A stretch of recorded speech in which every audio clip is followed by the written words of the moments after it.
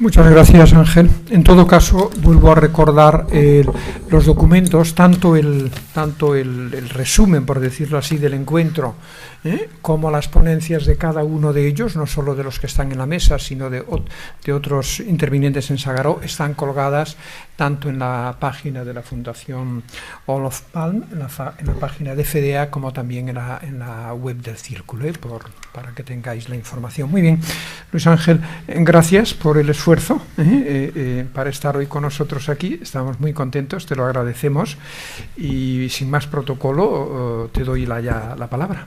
Pues encantado de estar aquí con vosotros. Disculpad que no haya podido llegar justo a la hora, pero ha habido un retraso de una media hora en el vuelo que me ha impedido llegar en punto. Bueno, en principio agradecer a la Fundación pues la invitación en su día a la jornada, y bueno, ahora me siento un poco abrumado el hecho de estar yo aquí, que no estén otros de los 20 compañeros que estábamos allí, pero bueno, también entiendo que tiene... Es una cuestión de dinero, que tiene justificación, y por tanto, como tiene justificación, pues vamos a ello. En realidad, cuando Ángel me llama y dice, bueno, como tú eres el discrepante en cuanto a la nivelación, y en cuanto hasta dónde llega la nivelación y en cuanto a la ordinalidad, pues parece razonable que, como aparece así en el texto, pues que hagas una defensa de esa disonancia por mi parte. Yo cuando me planteé la intervención,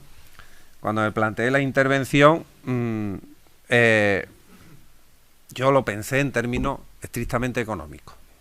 Yo tengo mi filiación política, tengo aquí un montón de compañeros, encantado de estar con ellos, pero lo pensé en un sentido estrictamente económico, intentando dejar al margen el planteamiento político. ¿Por qué? Porque el planteamiento político creo que no nos toca a nosotros.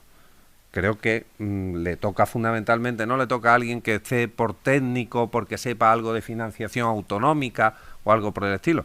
No, le toca a los partidos políticos, a sus respectivos órganos de dirección, el intentar llegar a acuerdos que sean factibles y que nos puedan llevar a un sistema más permanente. Entonces, mi punto de vista es básicamente económico.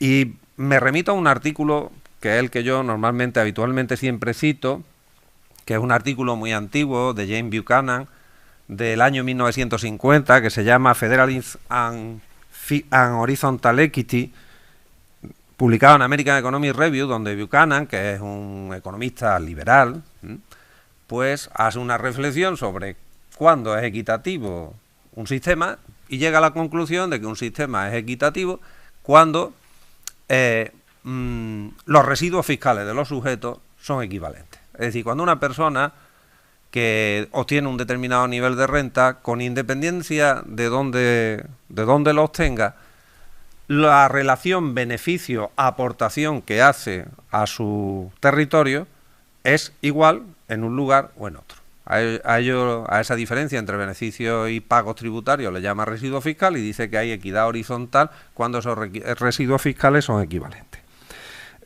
Para explicarlo me he permitido sacar esa tabla, que no sé si la veis todo bien, pero que en realidad lo que pretende es explicar las posibles diferencias que hay en las situaciones en cada territorio. Ahí se han puesto una serie de jurisdicciones. La 1 es la de referencia, digamos.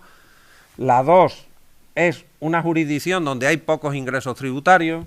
La 3 es una jurisdicción donde hay un alto coste en la prestación de los servicios. La 4 es una jurisdicción donde hay mucha necesidad, es decir, la necesidad es más amplia. La 5 es una comunidad o una jurisdicción donde pagan menos impuestos, y la 6 es una jurisdicción que tiene más que el resto.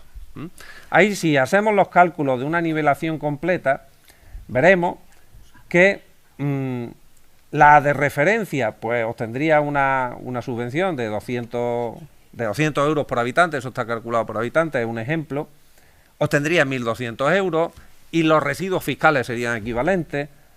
Aquella que tiene menos ingresos necesita más subvención para obtener los mismos residuos fiscales.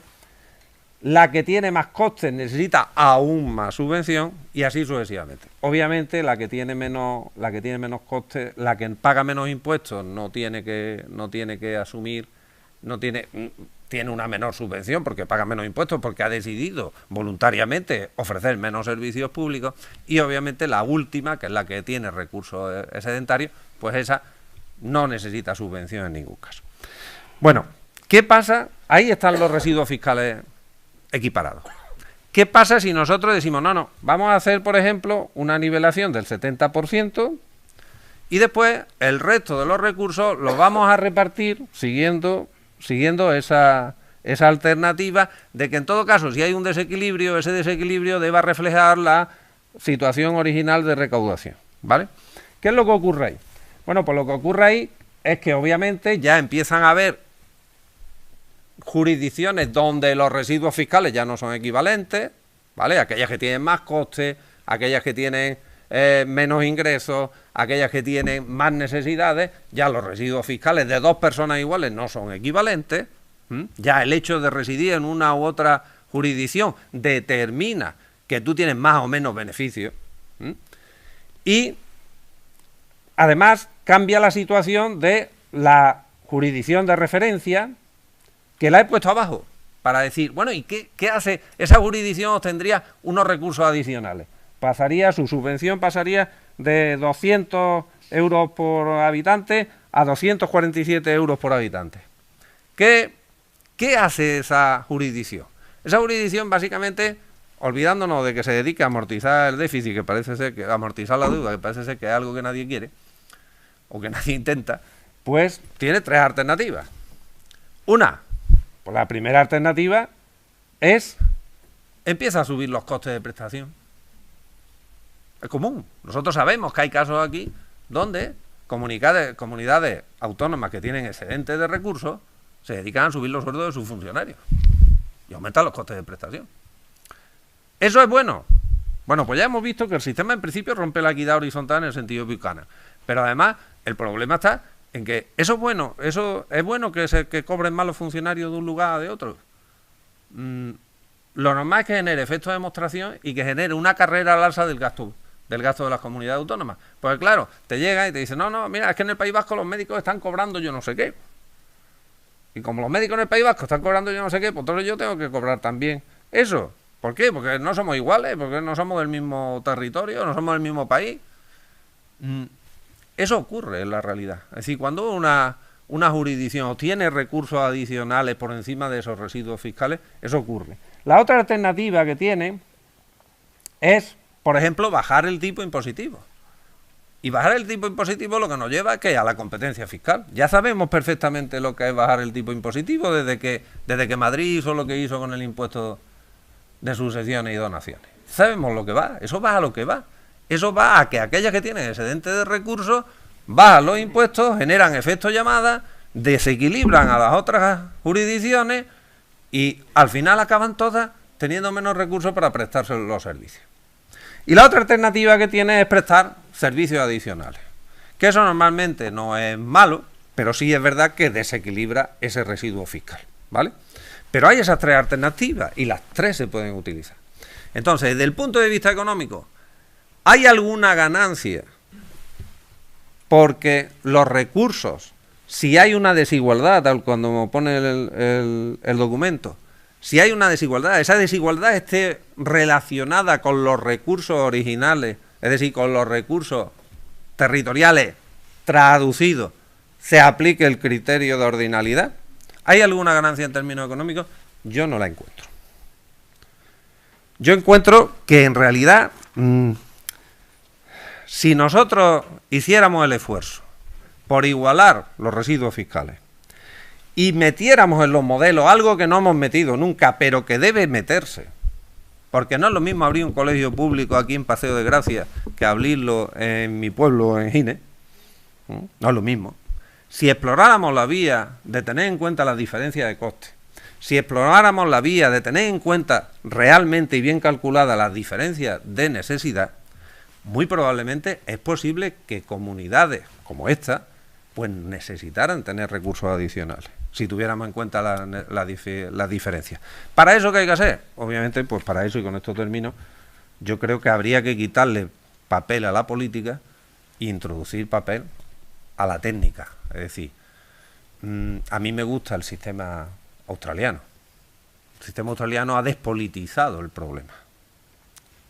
Ha intentado trasladarlo a grupos de expertos y además los distintos estados australianos, por lo que llevan en su estudio, dicen, mire usted, que a mí la electricidad de esto me cuesta más.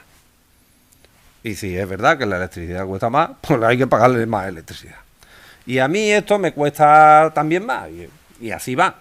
Entonces yo sería partidario, porque lo contrario es acabar recurriendo, y termino, Ángel, lo contrario es acabar recurriendo a una opción política.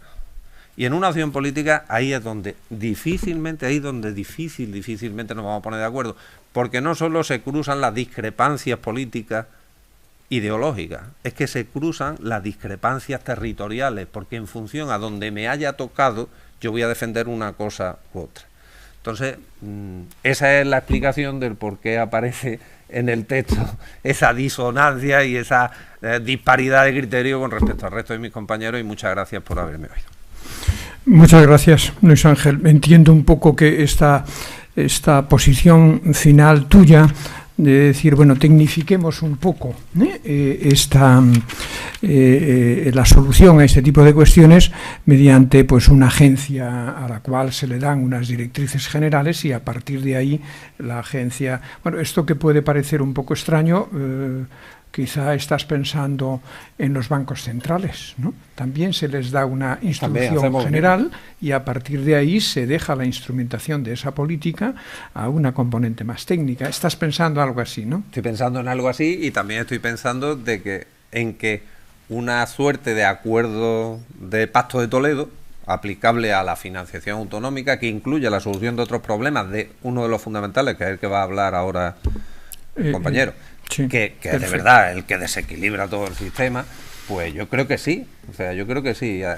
Es mucho más difícil que la presidenta de la Comunidad Autónoma de Andalucía y el presidente de la Generalitat y la presidenta de la Comunidad de Madrid se pongan de acuerdo, a que nos pongamos de acuerdo los técnicos y le digamos, mire usted, lo mejor que vemos en este momento es esto. Y yo creo que sería bueno. Perfecto. Gracias.